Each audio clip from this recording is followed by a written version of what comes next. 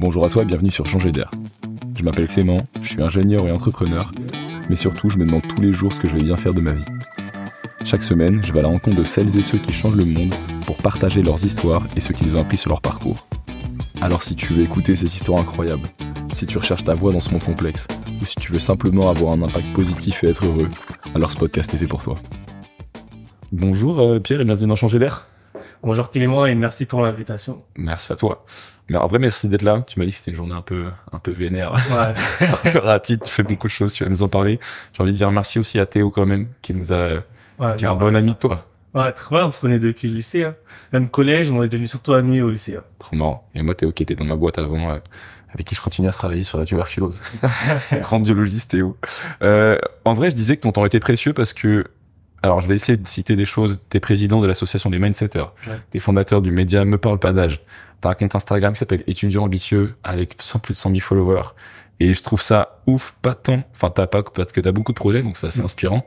Mais je trouve ça encore plus cool parce que ces projets, ils sont quand même pas mal engagés. Et j'ai encore plus d'admiration pour les entrepreneurs qui mettent du sens dans leur truc. Merci beaucoup. Est-ce que tu peux commencer par nous raconter, ton enfance? Comment était le jeune Pierre? Est-ce que ton mari qui n'arrive pas aussi aujourd'hui? Si je devais raconter mon enfance, moi j'ai grandi principalement dans le Val d'Oise, d'abord à Villiers-le-Bel. Yeah. J'ai été élevé par ma mère. Okay. Par où je peux commencer? Je dirais que, au début je voyais pas d'intérêt à l'école. Okay. Quand j'étais en primaire, je m'intéressais beaucoup à l'histoire, à la vie après la mort, etc. Ah ouais. Mais surtout j'étais très fan des Incas, des Mayas.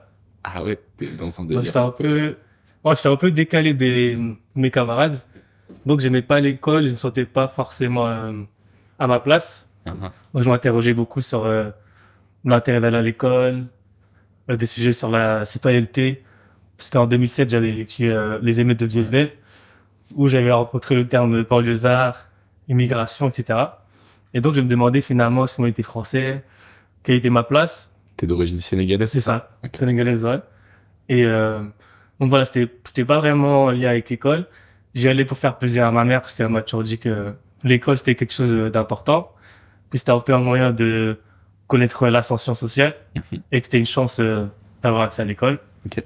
Donc je dirais ouais, jusqu'à la classe de 4e, j'ai pas une relation fusionnelle avec l'école. Mais et juste pardon, ce que tu racontes des émeutes. Donc c'était en 2007, donc t'étais quand même jeune. Ouais. Comment, comment t'as vécu ça, toi? T'étais un enfant jusque-là et tu t'es dit, en fait, waouh, il y a une partie de la France qui me considère, comme des fous. Enfin, c'est ça. Donc c'était, en 2007. En fait, c'était des jeunes qui avaient été renversés, par des policiers qui sont morts. Et les policiers ont pas eu de sanctions. Et donc, de nombreux jeunes ont décidé de manifester contre cette injustice. Ouais. Et ensuite, il y a eu des affrontements avec les forces de l'ordre. Et donc, Villiers-le-Bel était vraiment le centre, l'épicentre médiatique en France. Sarkozy était venu à l'époque à Villiers-le-Bel. Et c'est à ce moment-là où on parlait de banlieusards, des dangers internes à la France. Et on était parti, ça m'a marqué, voir la pièce La maladie du sommeil à Paris. C'était la première fois que je voyais les bâtiments haussmanniens. Okay. Et on rencontre une professeure, elle me dit, vous venez d'où? On lui dit de Villiers-le-Bel, et il a dit à ses élèves, surtout vous approchez pas d'eux. Et ça m'a choqué jusqu'à présent. Et c'est là où je me suis dit, qu'on était peut-être pas des Français comme les autres. Et je me rappelle, j'étais un peu comme nous, on était tous un peu énervés nous aussi on voulait limite manifester dans la rue. Et ma mère à ce moment-là m'a dit, que si tu fais ça, je suis un peu rentré dans leur jeu. Et que elle a toujours cru en mon potentiel à l'école et elle m'a dit t'as qu'à devenir meilleur que tout le monde et ils n'auront pas d'autre choix que de t'accepter et que c'est par l'école et par l'excellence que tu vas un peu arracher ta liberté et avoir un moyen d'expression. Trop stylé. Donc en fait elle te dit pour changer le système ou pour changer la vision des autres, c'est pas par la violence. Ouais, c'est par l'école. C'est par le travail quoi. Ok. Et parce que c'est pas Villiers-le-Bel que t'as vu Théo, donc t'as déménagé? Ouais, j'ai déménagé, vraiment, c'est différent. Après les émeutes, justement. Après les émeutes. Ouais, c'était un peu exactement, ouais. Ma mère voulait me sortir de cet environnement-là en allant À Montmorency, justement. Ok. Et pareil, école, toujours... Théo me disait que t'étais pas du tout ça. Bah, c'est-à-dire que j'ai jamais été en difficulté scolaire, mais je faisais strict minimum Ouais. parce que je voyais pas l'intérêt de l'école. Donc quand je suis arrivé à Montmorency, justement, j'avais la réputation de jeunesse vieille belle. Donc je suis un peu avec les bons élèves de la classe. Et la part de mes amis, ils ont été renvoyés en sixième, exclusion, etc. Et à son travail, j'avais pas forcément les meilleures fréquentations. Ok. Mais moi, je restais sur le chemin. C'est-à-dire que je faisais le strict minimum pour qu'on puisse rien me dire. Ok. Tu sais quand même en sorte de pas te faire toujours. piquer, quoi. En fait, ma mère, elle me disait toujours, fallait au moins 12 ou 13 de moyenne. Donc moi, je faisais strict minimum. Ok. Quand j'avais 12-13, ma mère, elle me disait rien. Même si elle me disait à chaque fois, tu fous rien à l'école, tu vas avoir des trop, etc. Et c'est vraiment au quatrième qu'il y a eu le déclic. Parce que ma professeure d'anglais, elle s'est adressée à certains de mes camarades et à moi en disant, bon, il y en a qui vont finir en classe professionnelle, le brevet, vous n'allez pas l'avoir. Et là, ça a touché mon ego. Vraiment, elle peut dire, ton destin, il est tracé, alors qu'elle me connaît pas, elle connaît pas mes capacités. Ok. Et ma mère, elle m'a lancé un défi, elle m'a dit, si t'es premier de ta classe, je t'achète la PS3 et des jeux vidéo dessus. Et c'est là où j'ai commencé à devenir un bon élève.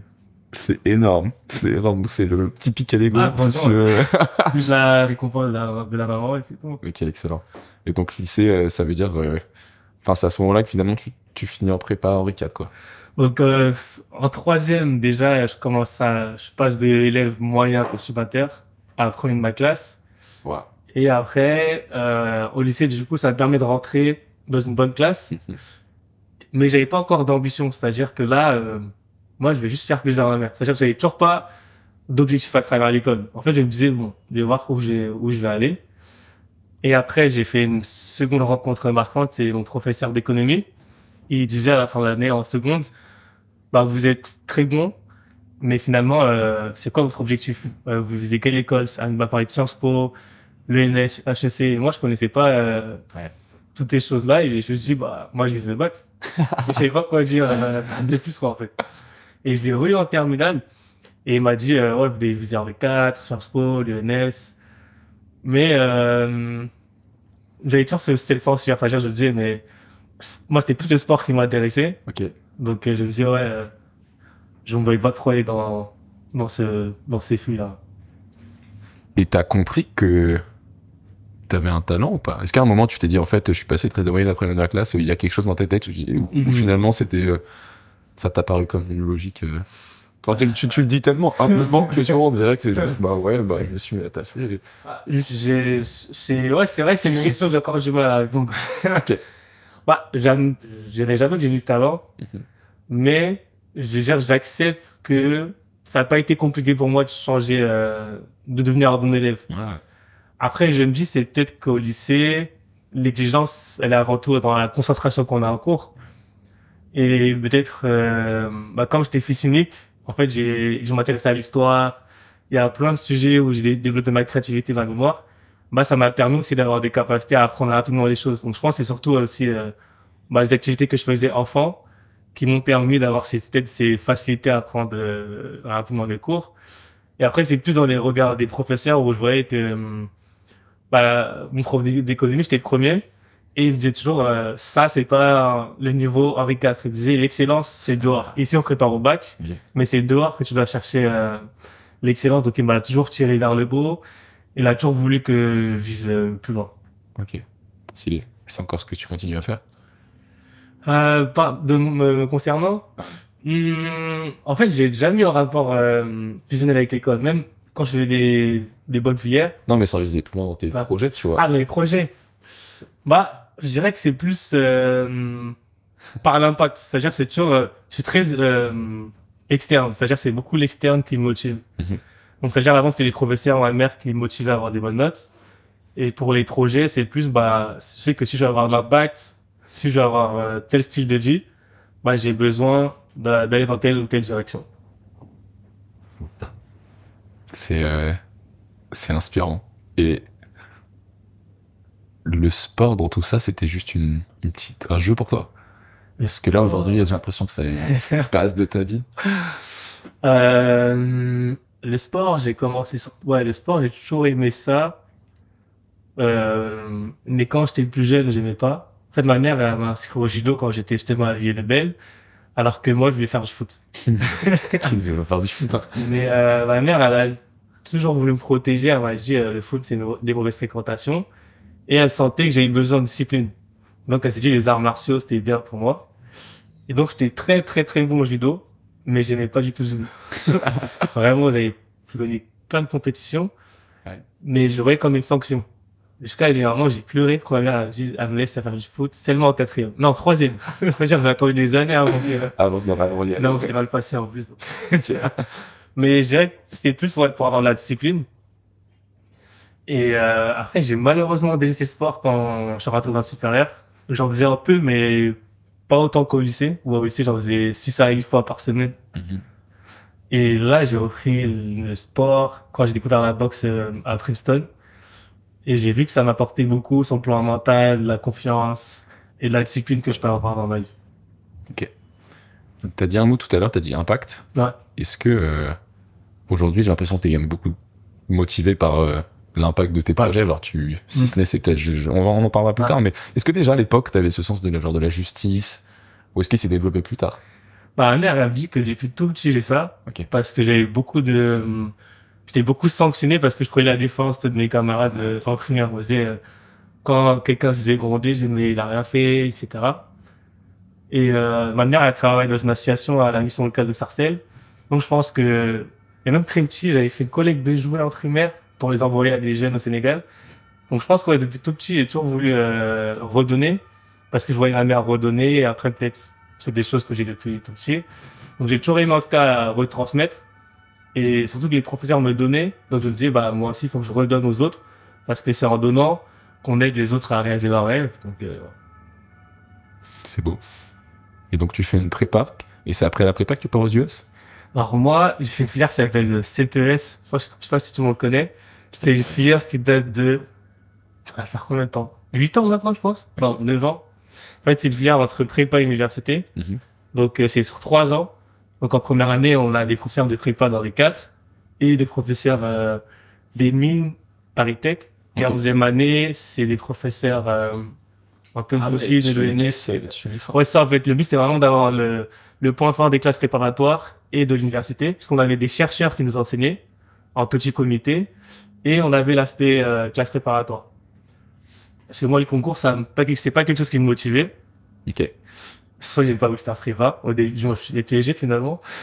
Et pareil finalement. Mais je voulais pas avoir la pression du concours parce que les écoles de commerce, je ne connaissais pas. Et ça, en plus, c'était payant. Donc, moi, c'était un frein. Ouais. Mais en V4, ouais, c'était un peu entre prépa et université et ça permettait de toucher. Bah, j'ai vu le monde des ingénieurs au MIL, même si on n'était pas ingénieurs, on côtoyait les ingénieurs. Ouais. À Dauphine, on voyait plus ceux qui étaient dans la finance, etc. Et en V4, les élèves en prépa, étaient préparés avec concours. Trop fort. Et c'est quoi ton premier projet? Donc tous les projets que j'ai cités avant, c'est quoi les premiers Le premier, en fait, par exemple, l'association, je dirais que c'est le premier projet parce que je le faisais de manière, Les Mindsetters, du coup? ouais. Tu peux nous expliquer ce que c'est? Donc, les Mindsetters, c'est une association que j'ai fondée il y a 2 ans avec ma mère, qui partait d'un constat, c'était que on parle beaucoup d'inspiration, sans donner les outils aux jeunes de réaliser leurs aspirations et leurs ambitions. Parce que souvent on dit quand on veut, on peut. Et moi, je pense que c'est quand on peut, on veut. C'est-à-dire que quand on a les capacités de pouvoir atteindre un objectif, c'est plus facile de pouvoir ambitionner de l'atteindre. Et donc, l'objectif, c'était grâce aux sciences cognitives que j'ai pu étudier à l'ENS, c'était, comment on peut donner des outils aux élèves de réaliser leurs ambitions. D'abord, en partant de la connaissance de soi. Donc, si je connais ce qui m'anime, mes forces, mes faiblesses, c'est plus facile pour moi de m'orienter. Et une fois que je sais où je vais y aller, je peux me dire de quoi j'ai besoin. Et là, on leur donne des outils sur apprendre à apprendre à se concentrer, comment réseauter, éducation financière. Donc voilà. Voilà, vraiment donner du pouvoir d'agir aux jeunes. Ok. Trop stylé. Et du coup, toi, Ouais. je voulais en parler après, mais du coup, ce que tu as appris en neurosciences et ce côté-là, Ouais. est-ce que toi, ça a changé ta vie? Apprendre à se connaître, tous ces fameux outils dont tu parles? Moi, en fait, je le faisais instinctivement. Ouais. C'est juste que les sciences cognitives, ça m'a donné une assise théorique. Ok. Parce que moi, comment je suis tombé dans les sciences cognitives?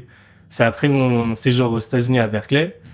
J'ai fait un service civique au sein de l'association Articulant pendant la crise sanitaire. Ok. Et en fait, j'ai aidé en fait les jeunes, je les mettais en relation avec des bénévoles pour les aider sur leur orientation scolaire justement, et je les accompagnais sur l'aide aux devoirs. Et je me suis rendu compte qu'un problème fondamental, c'était la concentration. Et je ne sais pas apprendre. Je travaille beaucoup, mais je vois pas les résultats. Et donc, en cherchant sur YouTube, etc., je suis tombé sur les sciences cognitives. Ok. Et je suis tombé sur l'article d'une chercheuse qui s'appelle Coralie Chevalier. Et j'ai vu qu'elle était professeure à l'ENS. Et c'est comme ça que j'ai candidaté C'est pas vrai. au concours de sciences cognitives Mais non.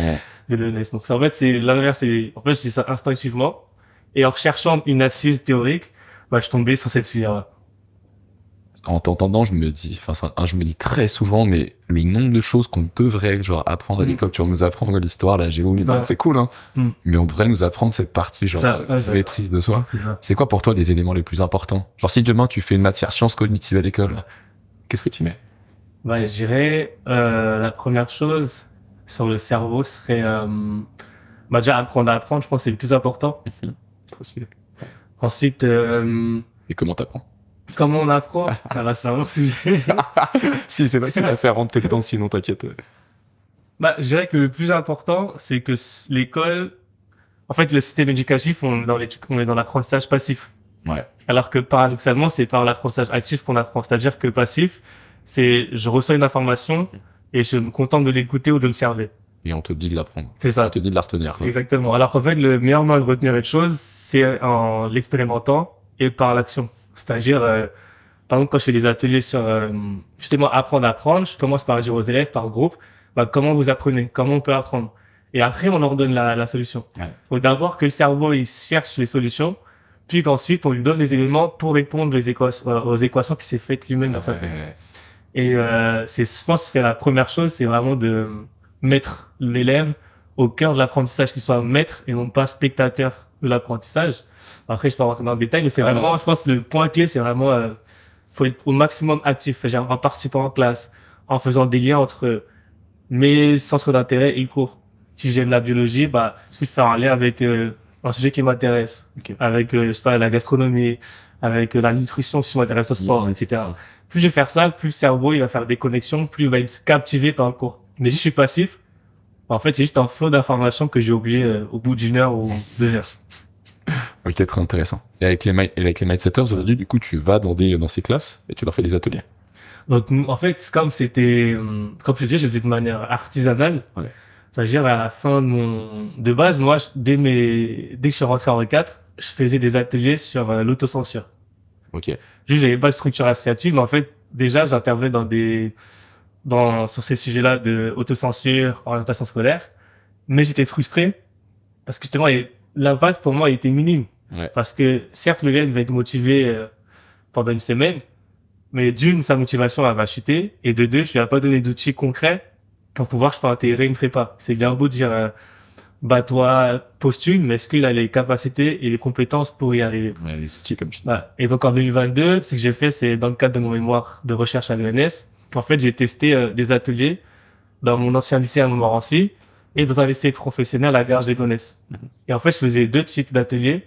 Il y avait un atelier où je disais, d'après les sciences cognitives, le cerveau fonctionne comme ça, donc tu dois apprendre comme ça. Et dans un autre atelier, pour un autre public, c'est un peu l'échantillon, je connais bien l'échantillon et le traitement. Dans ce traitement, là, je disais, Kylian Mbappé, les sportifs, Michael Jordan, il a dit ça. Donc, pour apprendre, essayer de faire la même chose. En fait, c'est la même conclusion, mais pas la même justification. Et je vais voir, est-ce que quand je pars des sources d'inspiration des jeunes, bah, les ateliers ont plus d'impact que quand je dis d'après les neurosciences, il faut faire ça. Donc là, bon, c'était un mémoire, donc c'est pas le truc le plus solide scientifiquement, mais en tout cas, il y a des conclusions qu'il faudra tester. C'est en fait que les deux, ça marche, mais ça marche plus quand on part des sources d'inspiration des jeunes. Okay. Ça sert à rien de dire neurosciences et de faire le grand expert. Ce qui les intéresse, c'est pourquoi je dois faire ça. Est-ce que les gens qui m'inspirent, ça marche chez eux? Alors pourquoi pas le tester chez moi? Ouais, de ouf. Alors ça, c'est logique. Si j'ai envie de devenir quelqu'un il a fait comme ça, t'as envie de faire ça. Donc ça veut dire on part du sport, mais pour les inspirer à réussir dans leurs études. Et donc à partir de là, après, donc on a terminé dans les lycées, et là on a sélectionné des jeunes, d'abord des petits qui sont de bac+0 à bac+4, et on les forme sur l'éducation financière, apprendre à apprendre. Et là, avec des amis que j'ai croisés, on va les former aussi à l'IA, Ouais. à appliquer à comment ChatGPT peut t'aider à préparer un entretien d'embauche, à faire des études de marché, vraiment les donner plus encore de pouvoir d'agir grâce à l'intelligence artificielle et les sciences cognitives. Sachant que les deux sont liés en plus. Et les deux sont liés de ouf. Et c'est trop cool ce que t'as dit tout à l'heure, enfin ce que t'as dit sur apprendre à apprendre. Déjà, la base d'apprendre à apprendre, ça veut dire croire que tu peux apprendre, tu vois. Et quand tu sors de l'école et que tu t'es toujours dit, ouais, j'ai rien réussi. Et donc, enfin, genre, c'est lié, je trouve que l'autocensure comme première porte, avant de dire, bon, maintenant que vous avez, que vous pouvez apprendre, on va vous apprendre à le faire. Ok, bah, bravo, beau travail. Si je peux aider, je te en reparlera, mais très cool. Donc, tu t'es dit, t'es là, t'as appris les neurosciences, enfin, les sciences cognitives. Tu dis, il y a des gens qui n'ont pas les outils, je veux les aider. C'est après que tu fais le média Me Parle Pas d'Âge? Ouais, Me Parle Pas d'Âge, depuis très très longtemps. En fait, moi, Est-ce que ça y a des références à Kylian ou pas? Oh, clairement. Ok. Bah, moi, en fait, déjà, Kylian Mbappé, c'est quelqu'un qui j'ai beaucoup d'admiration depuis très longtemps, avant même qu'il soit connu. Parce qu'en fait, quand il avait 16 ans, je regardais déjà son parcours à Monaco. Et ce qui m'avait frappé, c'était son ambition. Et justement, le fait que, bah, entre guillemets, quelqu'un qui vient de banlieue, qui vient issu d'immigration, qui assume d'avoir des ambitions et qui casse les stéréotypes. Parce que quand il est arrivé sur la sphère médiatique, encore au début, parce que maintenant ça change, mais on disait, il maîtrise bien le français, il s'exprime bien. Et il est humble. Exactement. Il a une certaine sagesse. C'est ça. Il était mature, il savait ce qu'il voulait, il était impliqué socialement avec sa fondation. Je me suis dit, bah voilà, lui, vu qu'il inspire les jeunes des quartiers, bah, il peut leur montrer que, en plus, c'est important de bien savoir s'exprimer, que l'éducation financière, c'est important, investir, c'est important, les études, c'est important parce qu'il parle extrêmement bien français et espagnol.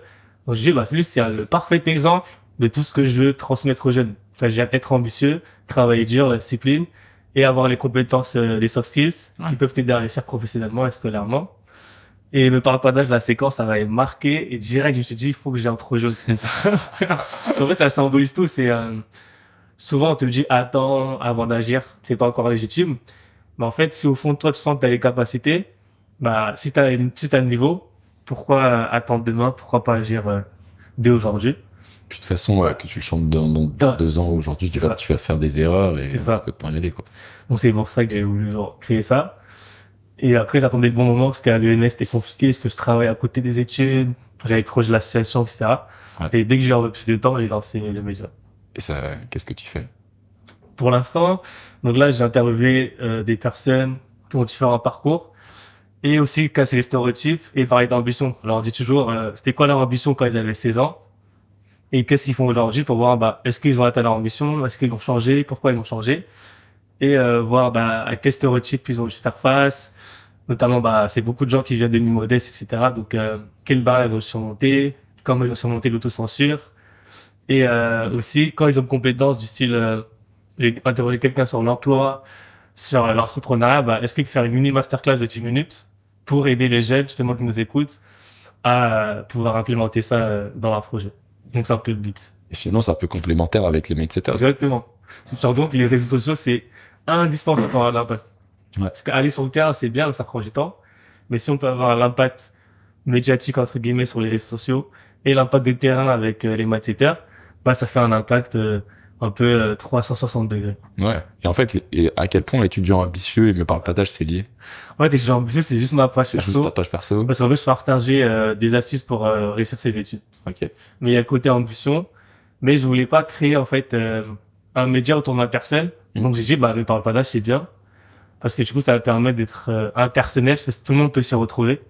Donc c'est pour ça que j'ai créé le média avec ces mots-là.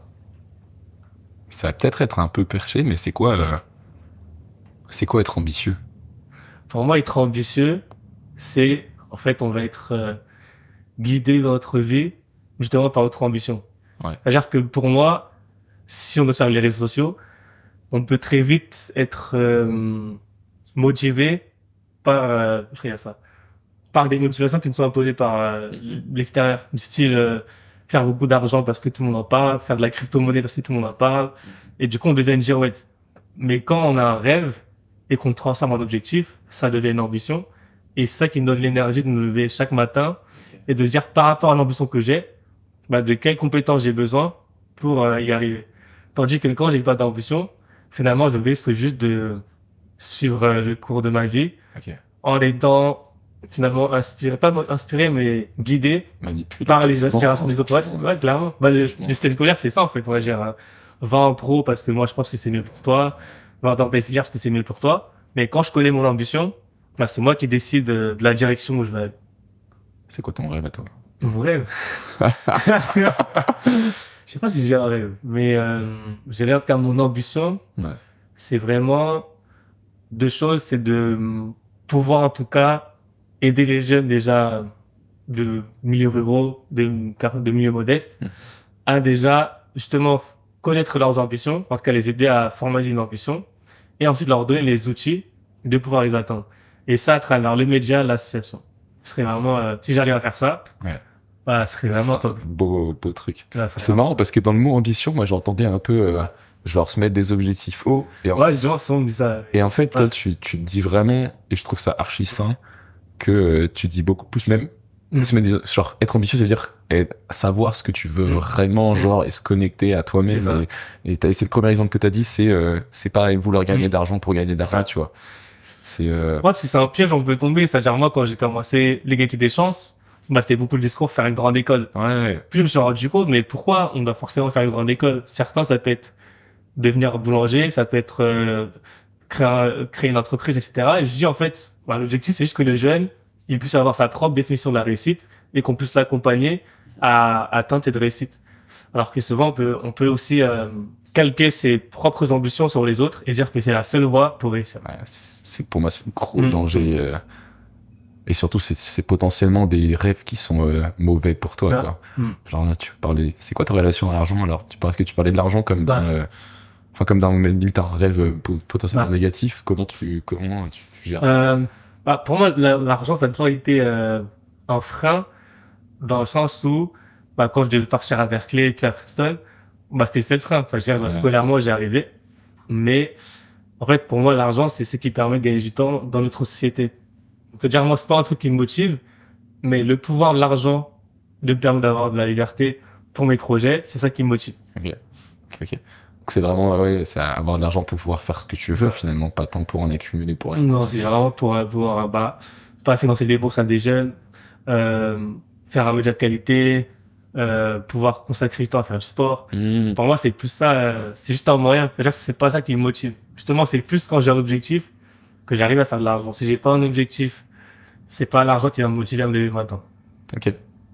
Et c'est marrant parce que du coup, je regardais un peu sur ton compte, je sais pas si c'est en 900 jours. 900 jours. Un million, c'est en 900 jours.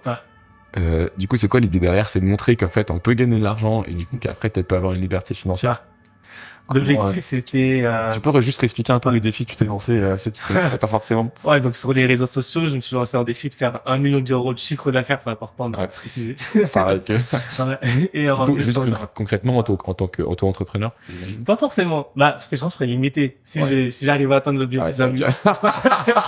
Il y a genre ça qui vont pas. Alors, pour l'instant, auto-entrepreneur, mais l'idée, c'est d'avoir un statut d'entreprise après.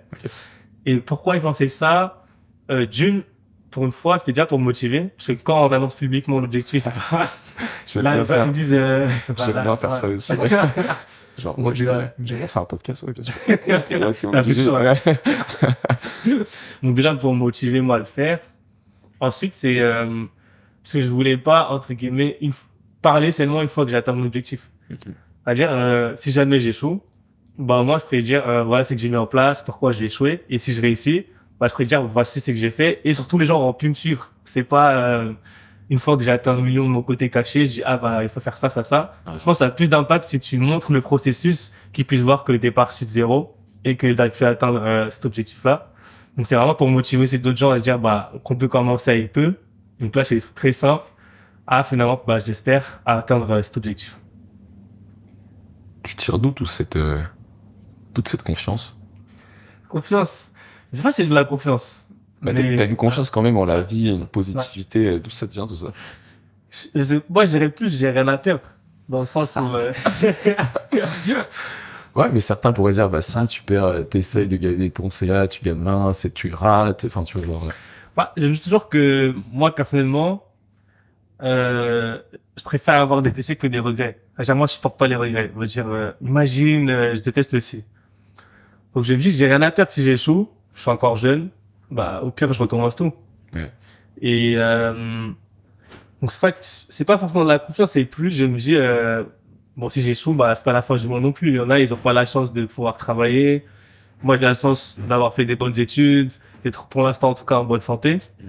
Donc, en vrai, je suis déjà hyper chanceux. Ouais. Et j'ai rien à perdre. Si j'échoue, bah, je travaille comme tout le monde.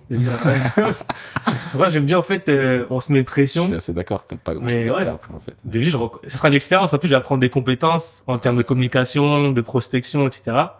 Donc, j'aime bien, en fait, j'ai tout à gagner. Et si je me lance pas, je risque d'avoir des regrets en me disant, bah, pourquoi je me suis pas lancé, etc. Donc, je pense que c'est plus, ouais, le fait que j'aime vraiment pas les regrets qui me pousse à agir. Même si, voilà, je peux toujours agir plus et être plus confiant. J'ai l'impression que, alors déjà, t'es drivé par se dire, je veux pas de regrets, j'ai mon ambition, j'ai mes objectifs. De toute façon, je trouve que c'est une très belle manière de le voir. C'est tes idées, c'est sur qu'est-ce que j'ai à perdre. Et franchement, Ouais. t'as rarement à perdre. Mais le frein, souvent dans tout ça, malgré ça peut être des peurs, tu vois. Genre la peur du regard des autres, la peur de. T'as des peurs ou pas, toi, qui te freinent encore? Des peurs qui freinent. Dans le sport, oui.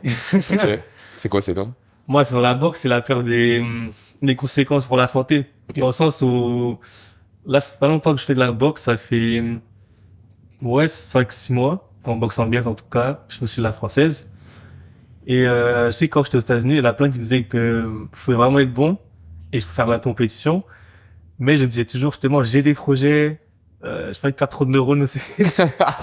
Donc, je suis un peu freiné, hein, parce que je sens que je peux vraiment être bon si je me donne les moyens.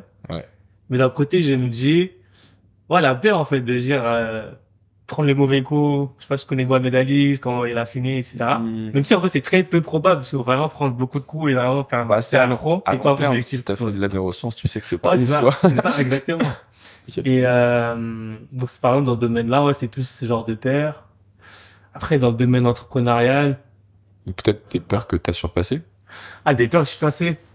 Ouais, je pense déjà qu'on fait de la création de contenu, je pense, ouais, la peur du regard des autres, c'est sûr. C'est dire, bah, ils vont dire, mais pour qui il se prend, etc. Mais ça, je pense, mon séjour aux États-Unis m'a beaucoup aidé. Franchement, ça m'a beaucoup aidé à gagner plus en confiance, justement. Parce qu'en France, c'était un peu, justement, bah, la peur de l'échec, faut avoir les droits, c'est-à-dire, moi, quand je suis parti aux États-Unis, j'étais en master d'économie. Ouais. Mais je sentais que c'était pas pour moi. Et donc, je suis parti à l'aventure.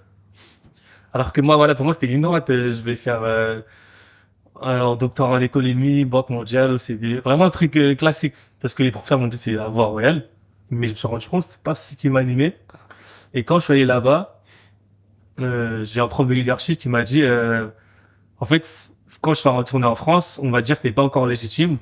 Mais dis-toi que c'est par l'action que tu vas arracher ta légitimité. C'est toi en étant légitime que tu vas agir. Et ça m'a marqué. Je me suis dit, en fait, moi, il faut que j'agisse. Faut pas que je mette de frein. Et ça a débloqué un peu ce côté, ouais, je suis pas légitime. Parce qu'avant, j'avais beaucoup de freins. Je me disais, ouais, je suis pas encore assez prêt. Mais là, je me dis, il y a des gens qui sont moins bons que toi qui se lancent. Pourquoi tu te mets des freins? En fait, souvent, on se met des freins, on se dit, quand j'aurai ça. Et finalement, on se lance jamais. Ouais. Donc ça m'a permis d'avoir cette peur un peu, de supprimer cette peur de l'échec. Et pour le regard des autres, je me suis dit qu'en fait, au contraire, plus on critique, mieux c'est. Parce que tout le monde peut critiquer, mais peu de gens peuvent être critiqués parce qu'ils agissent peu. Ouais. Donc déjà, si j'ai partie des gens qui agissent, qui prennent des risques, bah, je prends pas du tout à cœur les critiques. C'est bon ce que tu dis. T'as parlé un peu du côté je vais avoir un impact. Est-ce que là, toi, est-ce que tu te mets, je sais pas, une éthique dans ton business? Genre, est-ce que si demain t'as une boîte qui, je sais pas, si tu connais les trucs des Ouïghours, des esclaves en Chine, tu vois, est-ce que si demain t'as une boîte qui fait ça, qui te demande de les aider, est-ce que tu vas dire non? Ah, c'est sûr que je vais dire non. Non, donc t'as vraiment une éthique, genre, tu vas chercher de l'argent, mais tu te mets, comment tu gères ça? Bah, quand si je connais vraiment ce que l'entreprise elle fait et que je vois que ça colle pas à mes idées, clairement, je vais pas accepter. Ok. Parce que moi, je pense toujours au futur. Je me dis que l'argent, c'est bien, mais c'est quelque chose d'éphémère. Mais la trace qu'on laisse, c'est la réputation, c'est quelque chose qui nous va même continuer après notre mort. Ouais. Donc, moi, je veux toujours être aligné. C'est-à-dire, Ce que j'allais dire, après, la réputation, Enfin, des mecs qui font des crasses toute la journée, qui ont une réputation excellente, tu vois. Non, ça. Donc, c'est plutôt être aligné avec... Ouais, avec aligné. C'est-à-dire, si je peux pas me regarder dans le miroir, c'est qu'il y a un problème. Ok. Ouais, c'est hyper important pour moi, d'être aligné. Pour moi, l'argent, ça vaut pas le fait de relier ses valeurs. Donc ça, pour moi, c'est hyper important.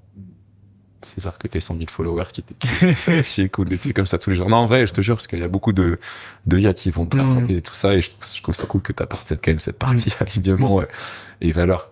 Un peu dans ce côté-là, même si c'est, genre, je suis d'accord avec toi, mais en fait, je trouve que c'est pas ce qui est revalorisé dans la société, tu vois. On est quand même beaucoup.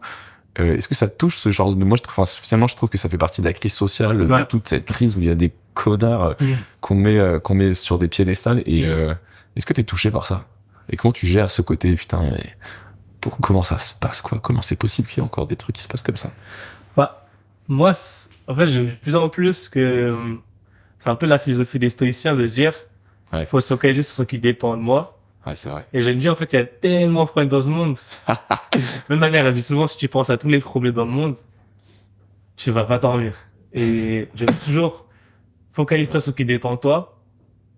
Parce que c'est là où tu vas pouvoir avoir un impact, même si c'est même si c'est une goutte d'eau, tu vas pouvoir avoir de l'impact parce que, en fait, il y a trop de problèmes parce que même, tu vois, je sais pas, tu pars en vacances. Là, je vais partir au Japon. Ouais. Tu peux te dire, bah, cet argent-là, t'auras pu le donner à des gens pour qu'ils puissent manger. En fait, si tu réfléchis comme ça, tu vas rien faire. Même tes invités, tu vas dire, ah, c'est un peu trop cher. Peut-être que, et je pense qu'il faut trouver un équilibre entre l'impact que tu vas avoir, les problèmes de la société et te dire, bah, dans tous ces problèmes-là, sur quoi tu peux avoir un impact? Moi, je me dis, c'est l'éducation. Du coup, je me reste vraiment, drivé par ça. Parce que sinon, je me dis, je perds l'énergie mentale, ça peut toucher ton niveau de motivation. Et je me dis, bon, il y aura des gens meilleurs que moi qui vont avoir un impact sur d'autres sujets. Ouais. Moi, j'essaie d'être le meilleur possible sur ce sujet-là. C'est cool. Et t'arrives, du coup, ça veut dire que tu creuses pas ces sujets-là? Parce que non, mais c'est deux choses différentes de dire, tu vois, moi, c'est l'écologie qui va me toucher de ouf et je suis en mode, j'essaie de fermer les yeux, tu vois, j'ai supprimé tous les médias, et de temps en temps, tu sais, ça revient et juste, t'es conscient que c'est là quand même, malheureusement. Bah, moi, c'est plus de temps en temps, je pense que c'est plus avoir un entourage qui va te challenger sur ces sujets-là. Ouais, ok. Genre, moi, par contre, j'ai une amie qui s'appelle Clara, elle est très forte sur tout ce qui est inclusion des personnes en situation de handicap. C'est pas ma spécialité, mais elle va me dire, ah, est-ce que t'as pensé à ça? Ou, telle manière d'écrire ou de parler, etc. Est-ce que tu devrais faire attention? Donc, je pense que c'est mieux d'avoir un entourage qui va te challenger. Mais je pense que si on veut exceller à un moment donné, il faut qu'on soit expert dans ce domaine-là et s'entourer d'une équipe qui est meilleure, mais sur d'autres sujets. Comme ça, quand on travaille ensemble, bah, on a un impact plus global. Moi, j'aime ça. Je partage cette idée, ouais. Mais c'est dur. J'ai du mal à faire ce truc, à faire cette part des choses. Cette vision juste aussi, elle est belle, mais franchement, ok. J'avais la question, une personne qui a changé ta vie. Est-ce que t'as quelqu'un d'autre que ce prof d'économie? Ah, mon professeur à Berkeley, le prof de leadership qui m'avait dit, en fait, il a fait beaucoup de choses. La légitimité. Ouais, il disait, il n'attend pas d'être légitime pour agir, c'est par ton action que tu vas la gagner. En fait, tout ce qu'il m'a dit, c'est arrivé, c'est-à-dire, il m'a dit quand je suis rentré en France, on va essayer un peu de t'instrumentaliser, chacun va vouloir faire un truc avec toi, etc., juste pour leur propre récit. Et c'est vrai que c'est un peu arrivé. Et c'est-à-dire parce que t'as une histoire, tu viens en gros d'épanouir. C'est ça en fait. C'est ça en fait. Ça les gens viennent te voir. Ouais, des médias. Ouais, faut essayer d'être d'être solide sur ses appuis parce qu'on peut vite facilement t'instrumentaliser dans les médias clairement. Okay. Donc ça, je fais hyper attention. D'avoir vraiment un récit clair, pas tomber dans les pièges des journalistes, etc. Et après, sur la confiance, ça m'a beaucoup aidé. Parce que moi, ce qui m'a marqué, c'était... et je lui ai demandé les recommandations que je pourrais utiliser quand je l'ai dans les écoles. Et il m'a dit, ouais, j'ai pas le temps, écris-la toi-même. Et du coup, je l'ai écrite, mais j'ai eu du mal. Parce que moi, j'ai du mal à me faire des compliments depuis la présent. Et après... C'est ton éducation, quoi. Ouais, on va éduqué comme ça. Et je lui ai envoyé la lettre. Et il m'a dit, voici ta lettre de recommandation. Je voulais juste que tu apprennes à te faire des compliments, mais j'ai déjà écrit une lettre. Et ça m'a marqué, j'ai vraiment fort. Et incroyable, c'est avec 300, Il s'appelle comment? Kensinger. Kensinger. Ouais, c'est un professeur à Berkeley de leadership. Trop stylé. Ouais, il est incroyable. Franchement. Lui, il a vraiment marqué. Ouais, franchement, il m'a beaucoup aidé. Franchement. Et en avant et en après, franchement, ouais. Ok. C'est quoi qu'est-ce qui est important dans ta vie aujourd'hui? Qu'est-ce qui est important? C'est quoi tes piliers un peu aujourd'hui que tu veux partir Ah, je dirais ma famille déjà. Ouais. Ma mère, toute ma famille. Après, mes amis, slash, voilà, tout mon entourage. Le sport. Ah, c'est hyper important. Dès que le sport, ça chute, c'est fini, ouais. Franchement, dès que, généralement, comment commence à perdre pied, moi, c'est le sport. Dès que je commence à faire du sport, mal manger, c'est que le reste, Ok. ça s'effondre. Après, la spiritualité, c'est très important pour moi. Ça m'aide beaucoup. Ok. T'es religieux ou? Ouais. Et après, Tu pries, ça veut dire? ouais. C'est important pour moi aussi, mais je cherche encore mon chemin. Ouais. Après, c'est normal, généralement. Comme pour moi, dans la spiritualité, comme pour moi, c'est très personnel. Ouais, je suis d'accord. C'est-à-dire, faut trouver, justement, comment on l'implémente dans sa vie. Ça a des impacts différents en fonction des gens. Ouais. Donc, c'est pas facile. Et après, what? Si ça te dérange Ouais. pas. Moi, je trouve que c'est une manière. Enfin, ça, c'est très, je suis d'accord, c'est important. Je l'ai un peu renié, enfin, pas renié, mais j'ai un peu dit nique religion pendant dans ma dos. Et là, je le réincorpore. Comment t'incorpores ta spiritualité dans ta vie? Moi, je dirais, c'est plus déjà avec mon entourage. J'ai toujours l'entourage qui me challenge. Ouais. Et toutes les religions, c'est-à-dire, moi, j'ai des amis chrétiens, musulmans, hindous, etc. Et, justement, on va échanger sur ça. On va faire des débats. Ça veut dire que tu vas parler de quoi? De Dieu, du cosmos, Plein de trucs, hein. Que les gens pourraient donner, mais ça va être, par exemple, l'interprétation des textes. Ouais. Okay. Ça peut être, je sais pas, l'impact, que les gens peuvent donner récent. Même l'éducation que tu donnes à tes enfants. Ok. Le rôle de l'État, est-ce que on va écouter l'État ou la religion, il y a plein de débats, ce genre de choses. Ou même, même l'argent, en fait. Ouais. Qu'est-ce que tu fais? Qu'est-ce que t'en fais? Qu'est-ce que t'es prêt à faire pour avoir de l'argent? Est-ce que ça aligne avec ça? Etc. Franchement, c'est ce sujet-là, en fait. Comment, Faut parler de Dieu lui-même ou pas? Ouais, on parle vraiment de ça. C'est un vrai sujet. Ouais, on parle vraiment. C'est quoi ton Dieu à toi? Tu vois, je trouve ça. Ouais, on parle vraiment de tout. Franchement, il est sans jugement. Ouais. C'est vraiment, on accepte les croyances de chacun et on débat. Ça, c'est important pour moi. Et ouais, surtout, justement, avoir un entourage comme ça, en fait, c'est important. C'est-à-dire, moi, j'ai un entourage, s'ils ont quelque chose à me dire, ils vont me dire. Ils vont pas me dire, on a peur de te blesser, ils vont dire, tu vas pas dans le bon chemin, fais attention à ça, etc., etc. Et après, moi, je pense que c'est vraiment les plus, utiliser ça, et être aligné avec ce que tu fais. Ouais, c'est ça. Bah, écoute, merci beaucoup, Pierre. Merci à toi. Merci à toi d'avoir écouté l'épisode jusqu'au bout. J'espère du fond du cœur que tu es plein d'énergie, que tu as le sourire et que tu repars avec des réponses et inspiré par notre invité. Bon, j'écoute aussi des podcasts et je sais qu'on a la flemme de le faire, mais ça prend vraiment une minute. Alors si tu peux liker et t'abonner à Changer d'air, merci beaucoup. Ça lui donnera de la force et de la visibilité. D'ailleurs, si tu as des retours, des questions ou des idées, n'hésite vraiment pas à me les remettre en commentaire ou à me les envoyer par mail. L'adresse est dans la description. À la semaine prochaine!